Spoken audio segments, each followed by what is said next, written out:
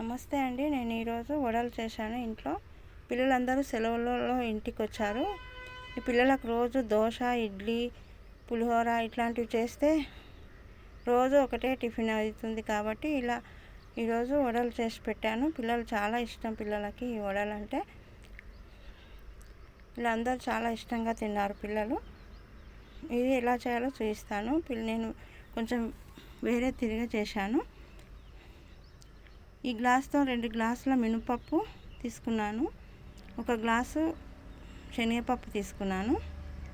1 glass బియ్యం తీసుకొని బాగా 2-3 సార్లు కడిగి మంచినీళ్ళతో 2-3 సార్లు కడిగాను.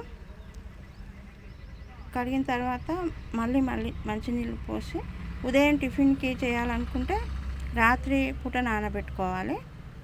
రాత్రి బాగా నానతాయి కాబట్టి పొద్దున్నే మిక్సీ జార్లో వేసుకొని చేసుకోవాలి. సాయంత్రం స్నాక్స్కి చేయాలనుకుంటే ఉదయం నానబెట్టుకోవాలి.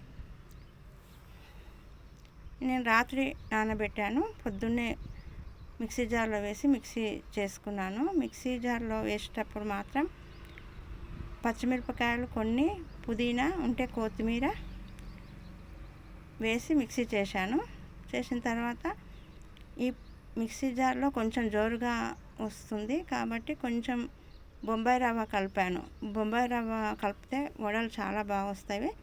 ఈ బొంబాయి రవ్వ, కొంచెం అల్లం వెల్లిపాయ పేస్టు, సరిపడినంత ఉప్పు, జీలకర్ర, ఉల్లిపాయలు కొన్ని చిన్న కట్ చేసుకొని ఉల్లిపాయలు వేసుకున్నాను.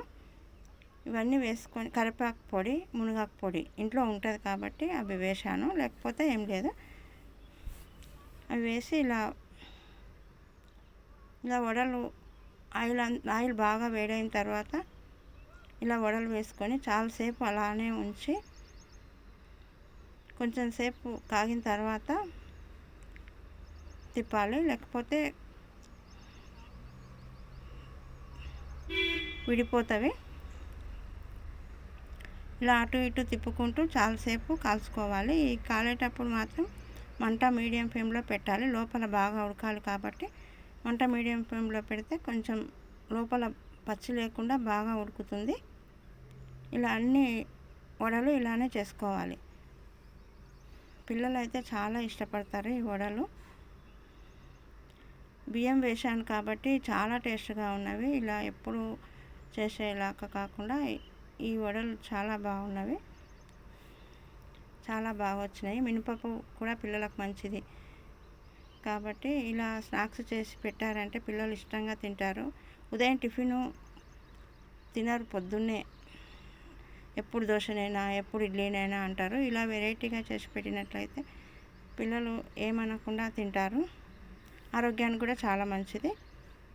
ఇలా అందరికీ పల్లి చట్నీ చేసి పల్లి చట్నీతో తింటే చాలా బాగుంటుంది.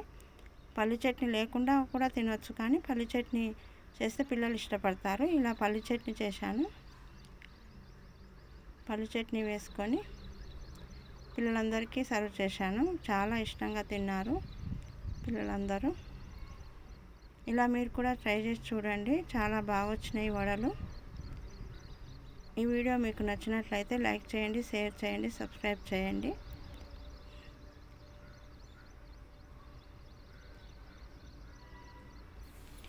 కొన్ని మిగిలినా కూడా సాయంత్రం, మధ్యాహ్నం అట్లా అప్పుడొకటి తింటారు పిల్లలు కాబట్టి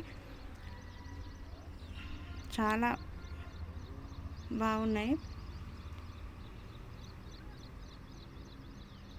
అందరికీ ఇలానే పెట్టాను, చాలా ఇష్టంగా తిన్నారు పిల్లలందరూ.